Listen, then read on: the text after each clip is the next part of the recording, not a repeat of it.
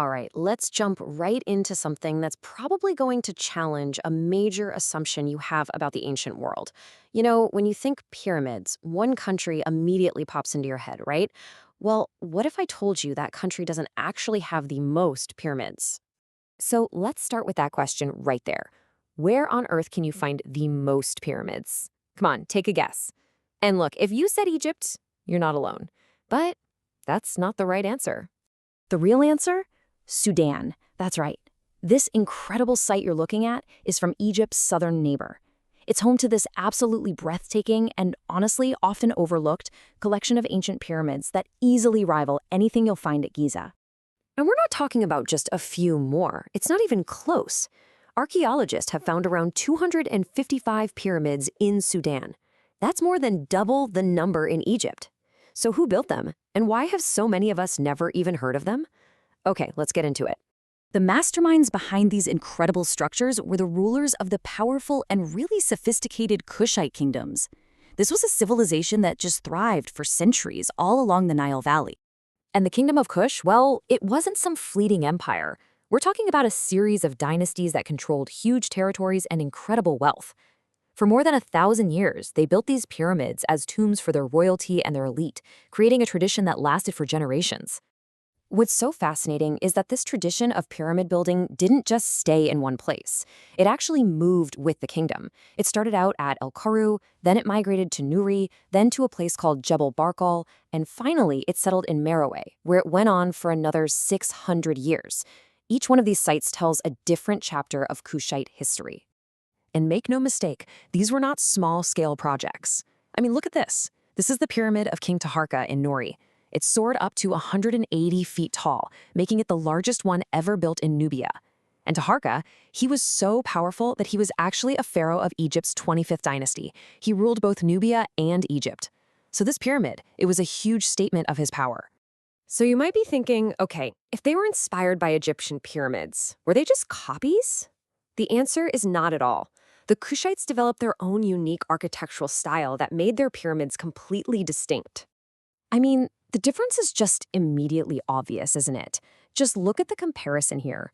Nubian pyramids are tall, slender, and way steeper than their Egyptian cousins. This really striking profile makes them instantly recognizable. Okay, let's break down the key differences side by side. The Nubian pyramids shoot up at this dramatic 70-degree angle, and they're built on a much smaller base. But the biggest difference of all is something you can't even see from the outside. While Egyptian pharaohs were buried inside their pyramids, Kushite rulers were not. Yeah, you heard that right. The pyramids themselves were basically just giant, elaborate tombstones. They were built on top of the actual burial chambers, which were carved out of the bedrock way down below. This design completely baffled early archaeologists, who couldn't find any entrances, until they finally figured it out. The entire structure was a monument for a tomb hidden deep beneath the sand. Unfortunately, a lot of what we know about these amazing places comes from piecing together a history that was, well, violently interrupted.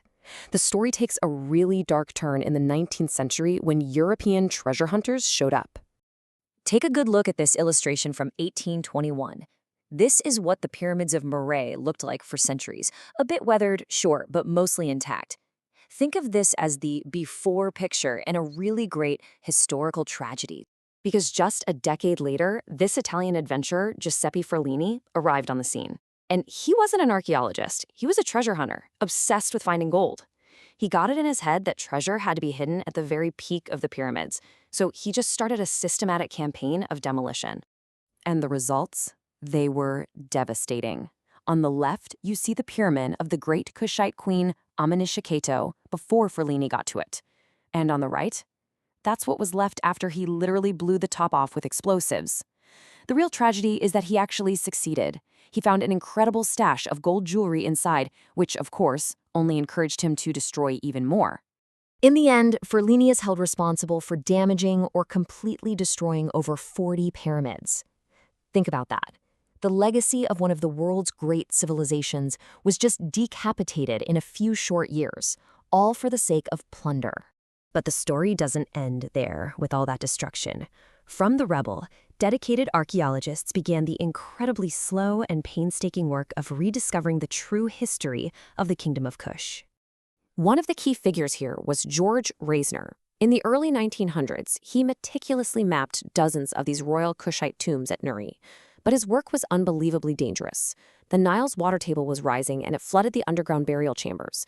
He was eventually forced to stop after a tunnel collapse tragically killed 5 of his workers. But even with those dangers, the artifacts they managed to recover from the tombs that hadn't been plundered, they paint such a vibrant picture. They found mummified royalty just covered in jewelry, the gear of expert archers, beautiful furniture, and all these luxury goods, like colored glass from Egypt and the Hellenistic world. It was proof that Kush was this wealthy hub of international trade. And today, the exploration that Reisner started is still going on, but now with 21st century technology. Archaeologists are using remote-controlled underwater robots and teams of scuba divers to finally get into those flooded burial chambers, uncovering secrets that have been submerged for over 100 years. So from their grand construction to their near destruction and now their slow rediscovery, the pyramids of Nubia are just this powerful testament to an incredible African civilization. They're now a UNESCO World Heritage Site, a beautiful reminder that amazing histories are so often just hiding in plain sight, waiting in the shadow of their more famous neighbors. And it really leaves you with one final thought. If a whole forest of 255 pyramids could stay relatively unknown to most of the world for so long, what other wonders of ancient Africa are still out there, just waiting for us to find them?